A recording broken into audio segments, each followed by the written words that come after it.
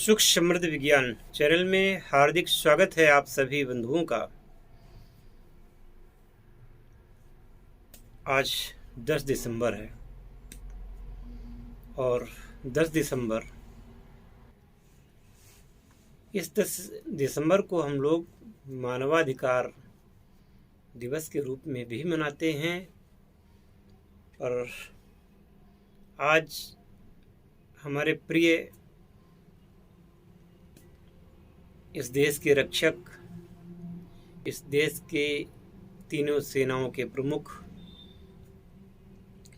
General Rawat ji का अंतिम संस्कार हुआ उनकी पत्नी के साथ। जनरल बिपिन रावत जितने अच्छे सेनानी थे उससे ज़्यादा कहीं अच्छे व्यक्ति थे। सेना के भीतर और सेना के बाहर भी आदरणीय परम श्रद्धेय श्री बिपिन रावत जी की तारीफें लोग करते नहीं गाते थे। ऐसे समय में जबकि उन्होंने अपने जीवन का सर्वोच्च बलिदान इस देश के लिए दिया, कुछ असभ्य लोग, जाहिल लोग उनकी इस शहादत को भी बदनाम करने में जुटे हुए हैं। सुबह व्हाट्सएप पर मेरे बड़े भाई, प्रिय मित्र और वरिष्ठ पत्रकार, कानपुर के बहुत बड़े पत्रकारों में से एक, जिनके पूरे भारत में कम से कम 4000 शिष्य विभिन्न विभिन्न चैनलों में और अखबारों में काम कर रहे हैं, वो परम श्रद्धेय मेरे अग्रज श्री अजय पत्रकार, जिन्हें अजय भट्ट या अजय पत्रकार कहते हैं, उन्होंने मुझे व्हाट्सएप पर सूचना दी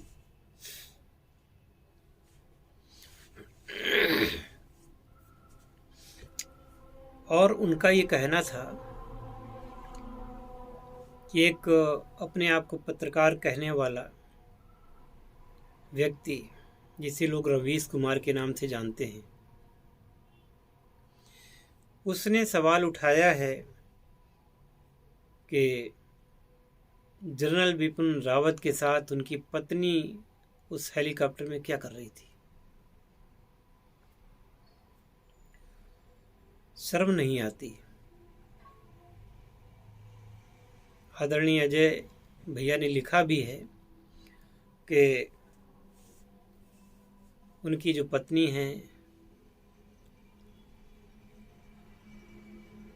वो मैडम सैनिकों की पत्नियों के लिए एक बहुत ही अच्छी संस्था है जो उनके वेलफेयर के लिए काम करती है, उसकी अध्यक्षा थी और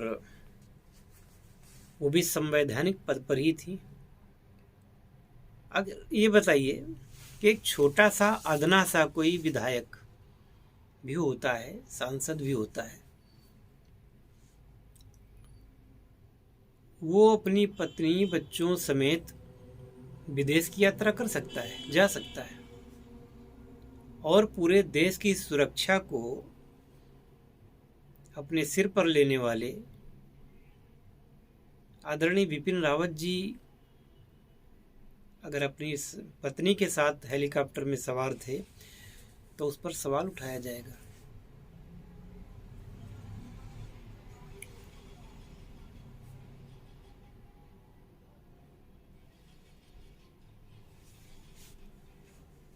और इसमें लोगों को मजा आ रहा है। आदरणीय रावत जी ना तो राजनेता थे, ना ही कोई पत्रकार थे,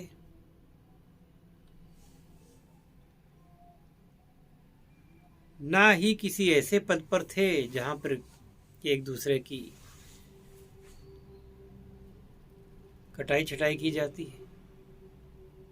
मान लीजिए कि आप किसी एक दल से सांसद विधायक हैं या कोई किसी पद पर हैं, तो दूसरी पार्टी के लोग जरूर कटाक्ष करेंगे, कुछ न कुछ कमी निकालेंगे। लेकिन श्री रावत वो तो किसी पार्टी के नहीं थे, वो तो देश के नुमाइंदे थे, देश के लिए लड़े, देश को जिताया, देश के लिए काम कर रहे थे। उनकी शहादत पर भी हंसने वालों, मूर्खों, शर्म नहीं आई, लज्जा नहीं आई।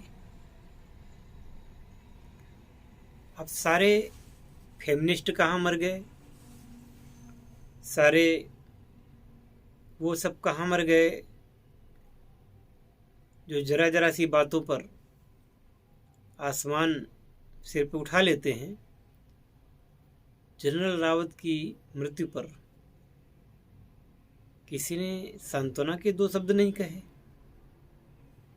उन परिजनों का क्या, जिन लोगों ने अपने माता को, पिता को, दोनों को खोया? उनके बच्चों का क्या, उनके भाइयों का क्या, या उनके और भी परिवार के लोग होंगे जिन्होंने अपना परम प्रिय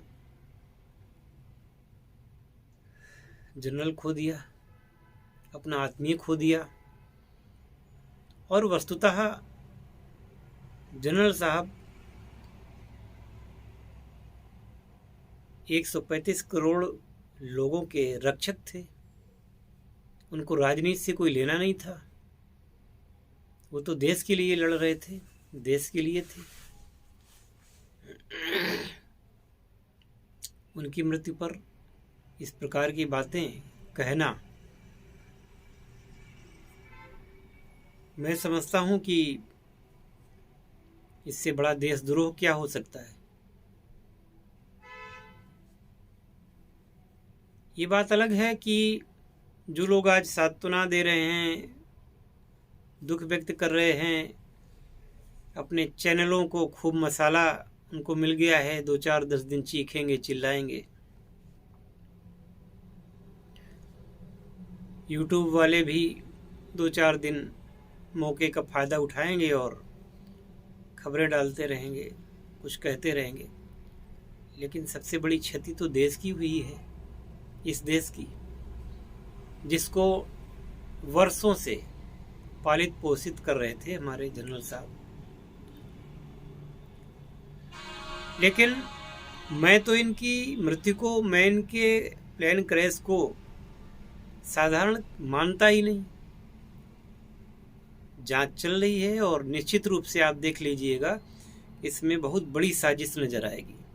बहुत बड़ी साजिश का पर्दाफाश एक दिन होगा।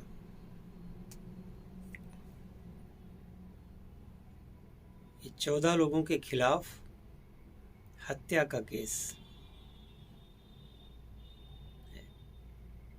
14 लोगों की मृत्यु के लिए जिम्मेदार जो लोग हैं उनको फांसी ही होनी चाहिए। और जो उनकी मृत्यु पर मजे ले रहे हैं, जिनको खुशी हो रही है, उनको भी सही ढंग से सबक सिखाना चाहिए।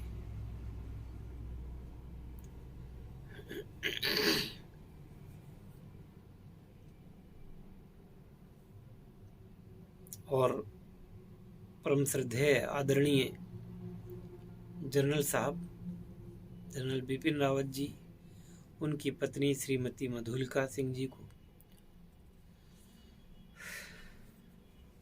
भावभीनी श्रद्धांजलि मेरी ओर से अर्पित है। और यह देश आपका ऋणी रहेगा। मरते तो सभी हैं, कुछ लोग घर में रहते मर जाते हैं, कुछ लोग पलंग पर लेटे लेटे मर जाते हैं। आप जैसी मृत्यु किसी वीर पुरुष को ही मिलती है। और आपकी पत्नी, वो भी आदरणीय हैं। उनके लिए तो मैं यही कहूँगा, आदरणीय बिपिन रावत जी के साथ जब उनका विवाह हुआ होगा दोनों ने एक दूसरे के लिए मरने की जीने की कसम खाई होंगी और वो दोनों एक दूसरे के प्रिय, जीवन में भी एक दूसरे के बिना नहीं रहे और जब छोड़कर जाने लगे इस धरा को तो भी संग हो लिए। आपका अमर प्रेम सदैव प्रेरणा देता रहेगा हमारे भारतीय जनमानस को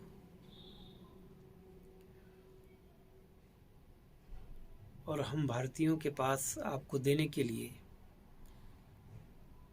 अश्रुपूरित श्रद्धांजलि ही है। इसके अलावा हम आपको क्या देख भी कह सकते हैं। इसके अलावा हमारे पास कुछ नहीं।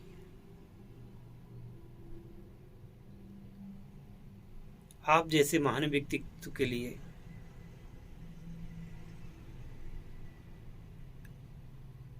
कितनी भी बड़ी श्रद्धांजलि, कितनी भी बड़ी आत्मीयता कोई दिखा ले, आपके उस चरम बलिदान को कौन भला प्राप्त कर सकता है। और आपके साथ जो हमारे जांबाज अधिकारी थे उन सबको भी श्रद्धान्वित होकर के मेरा प्रणाम है। मेरे पास कोई शब्द नहीं है और कुछ कहने के लिए।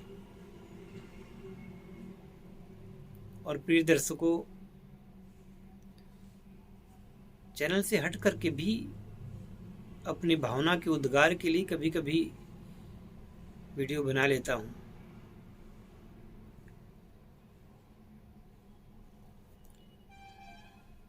आशा है कि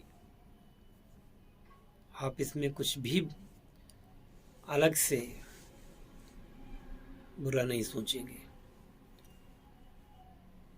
अगर चैनल का नाम सुख समृद्धि विज्ञान है तो हमारी आपकी सुख और समृद्धि वो इन्हीं जाबाजों की बदौलत होती है, इन्हीं की बदौलत है। ये सीमा पर हमारी रक्षा करते हैं, जिससे देश सुरक्षित रहता है। और देश के भीतर के गद्दारों को पहचानना और उन्हें सजा दिलाना ये हम लोगों का काम है। राष्ट्रवाद होना ही चाहिए और राष्ट्र की रक्षा में जिसने प्राण दिए हों वो हमारे पूजनीय हैं। उनके प्रति श्रद्धा हर व्यक्ति के मन में होनी ही चाहिए। और ऐसे रणबांकुरों की मृत्यु पर जो खुशी प्रकट करें उनको उसी प्रकार से सजा देनी चाहिए जैसे किसी अपराधी को सजा दी जाती है। जय हिंद, वंदे मातरम, हरि ओम।